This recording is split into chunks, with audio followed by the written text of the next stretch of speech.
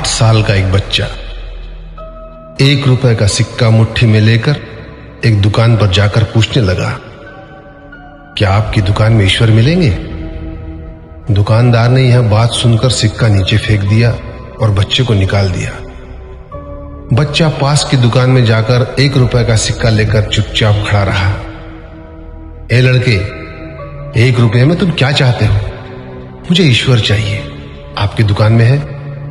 दूसरे दुकानदार ने भी भगा दिया, लेकिन उस अबोध बालक ने हार नहीं मानी। एक दुकान से दूसरी दुकान, दूसरी से तीसरी, ऐसा करते करते कुल 40 दुकानों के चक्कर काटने के बाद एक बूढ़े दुकानदार के पास पहुंचा। उस बूढ़े दुकानदार ने पूछा, तुम ईश्वर को क्यों खरीदना चाहते हो? क्या करोगे ईश्वर लेकर? पहली बार एक दुकानदार के मुंह से यह प्रश्न सुनकर बच्चे के चेहरे पर आशा की किरणें लहराई। लगता है इसी दुकान पर ही ईश्वर मिलेंगे। बच्चे ने बड़े उत्साह से उत्तर दिया, इस दुनिया में माँ के अलावा मेरा और कोई नहीं है। मेरी माँ दिन भर काम करके मेरे लिए खाना लाती है। मेरी माँ अब अस्पताल में है। अगर मेरी माँ मर गई तो मुझे कौन खिलाएगा? डॉक्टर ने कहा है कि अब सिर्फ ईश्वर ही तुम्हारी माँ को बचा सकते हैं। क्या आपकी दुकान में ईश्वर मिलेंगे? हाँ मिलेंगे। कितने पैसे हैं तुम्हारे पास? सिर्फ 1 रुपया। कोई दिक्कत नहीं है, 1 रुपए में ही ईश्वर मिल सकते हैं। दुकानदार ने बच्चे के हाथ से 1 रुपया लिया और उस 1 रुपए के अंदर 1 गिलास पानी के अलावा बेचने के लिए उसके पास कुछ भी नहीं था।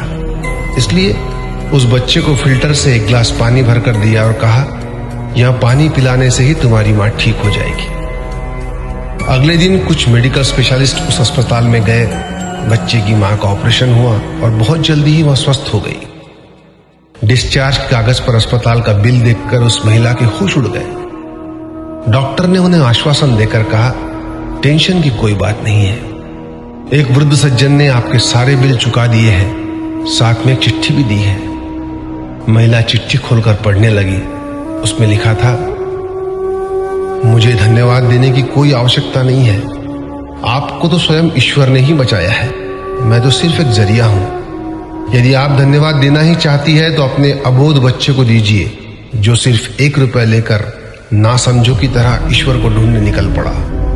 उसके मन में यह दृढ़ विश्वास था कि एकमात्र ईश्वर ही आपको बचा सकते हैं। विश्वास इसी को कहते हैं। ईश्वर को ढूंढने के लिए करोड़ों रुपए दान करने की जरूरत नहीं होती। यदि मन में अटूट विश्वास हो तो वे 1 रुपए में भी मिल सकते हैं। आइए इस महामारी से बचने के लिए हम सभी मन से ईश्वर को ढूंढें, उनसे प्रार्थना करें। आपका दिन शुभ हो।